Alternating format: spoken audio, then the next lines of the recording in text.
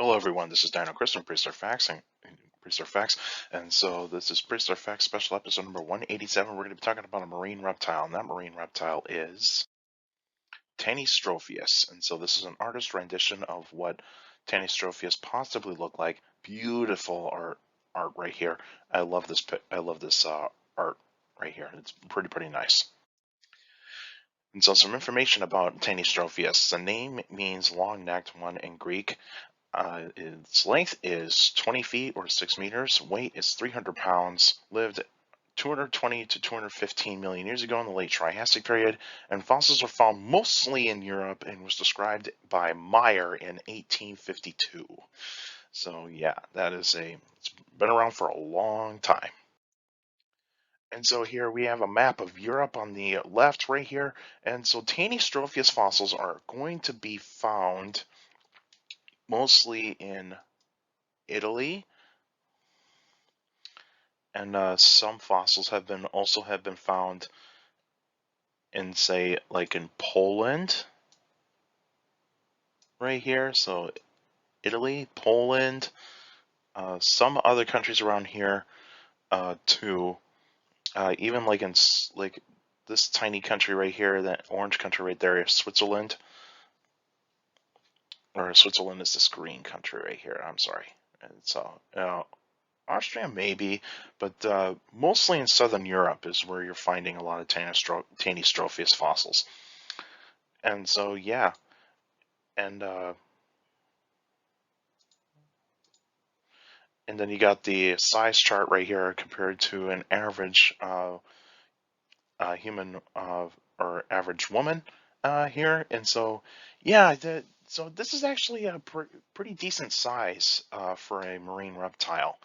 And so yeah, it's got a pretty good tail. It's got 4 legs, and of course a really long neck and a small head. And then you have a skeleton right here.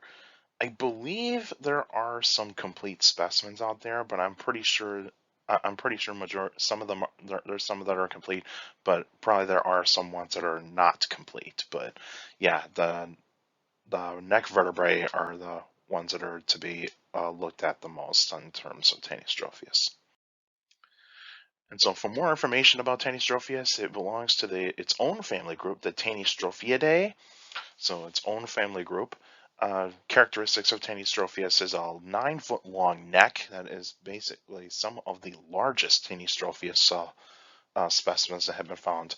They have a 9-foot long neck, needle sharp teeth in the skull, and majority of the jaws. So it's got needle sharp teeth, webbed feet. So we'll have webbed feet because if you look at the feet of Tanystropheus, both on the front and hind or the back ones. So the the front feet and the back feet, you see the toes are spread apart. And so when you have toes that are spread apart, that pretty much means is that you got webbed feet. And so so this animal has webbed feet. It's a quadruped, so that means it walks on 4 legs, and its diet consists of fish. So it would be mostly eating fish. The environment in Tanystropheus that lived in, it would have been warm. There would have been warm water on dry land, been warm and dry. In the water, you would actually have corals, invertebrates, so that would be categorized as, like, say, clams, some arthropod type of creatures, so like shrimp, maybe some crabs, even like squid, those types of things. You also have fish, sharks, some early turtles were around at that time, ichthyosaurs, and of course nothosaurs. So other marine reptiles with, like, say, the early sea turtles, ichthyosaurs, and nothosaurs. On land, you have trees, ferns, cycads, insects, reptiles, pterosaurs, and of course early dinosaurs. But dinosaurs were very rare at this point in time in the Triassic, and so yeah, and of course there was no grass during the time in the Triassic, and so there is no grass, but you have plenty of trees, ferns, and cycads, and of course no flowers too. There were no flowers during the time of the Triassic. And Tanystropheus was not at the top of the food chain in the Triassic. It was mostly kind of like in the mid tier in terms of the food chain. So it would be like a predator that would have other predators that would prey upon it. And so you have sharks. Sharks would have been around to possibly prey on Tanystropheus. And of course, large ichthyosaurs. There were ichthyosaurs in the Triassic that got pretty big and were able to take on other marine reptiles. And so, yeah, there are some pretty big ichthyosaurs that were around in the Triassic.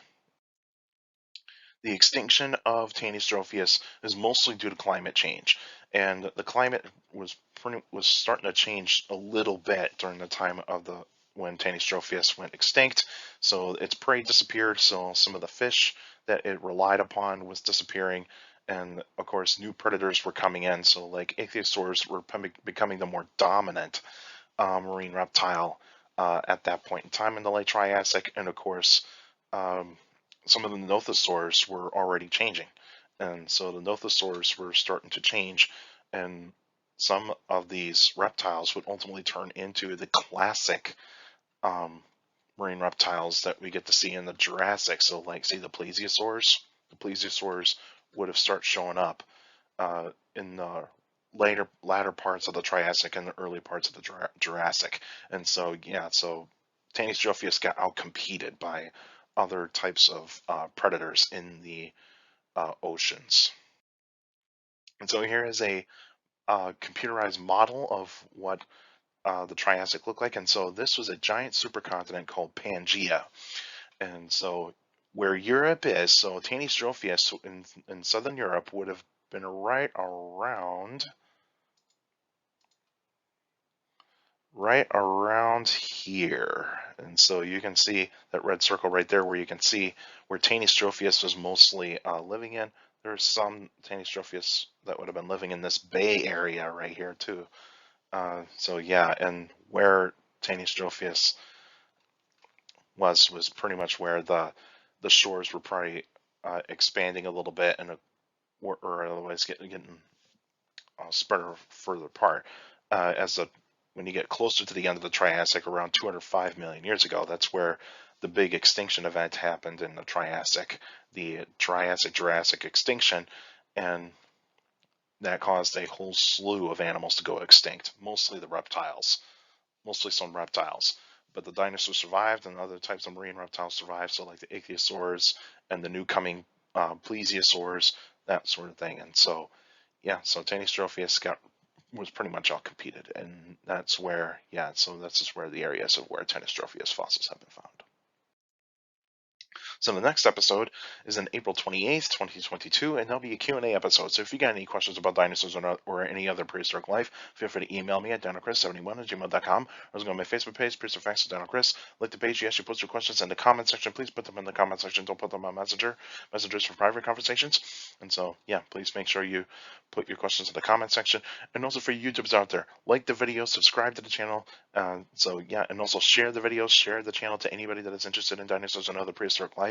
If they want to be informed about all the kinds of prehistoric life that is in that has lived on Earth in the past, and also according to my analytics, a lot of you that are checking out my channel are not subscribed yet. So please feel free to hit the subscribe button, and also stomp on the notification bell, so that way you can get notified of every weekly video that comes out, and also that helps out the algorithm. And I do videos weekly, and also you YouTubers out there, feel free to leave your questions in the comment section, because I do read them all. Your questions do mean a lot on those Q&A episodes. You guys make great questions, and it's awesome that you guys continue the support. And make sure you keep your questions short to the point. You can also follow me on Instagram at dino.chris.pf. I post pretty cool stuff on there. You can also follow me on Twitter at CSGRALL. It's my Twitter page. I post pretty cool stuff on there as well. Also, take care of people around you. Also, for younger people out there to make solutions, your parents, your teachers, and your guardians. It's the best motivation you could have for good education. For a good education, it's very important to have good educations. With a good education, you get a good job in the future. And also, this kind of time, if you're not vaccinated yet, please wear a mask, social distance, wash your hands, and also please get vaccinated, because that's why we want to reduce the spread of the virus, and also to get closer to the normal before the pandemic happened. And so, yeah, please feel free to do that. That's it for now, and I'll see you guys next time.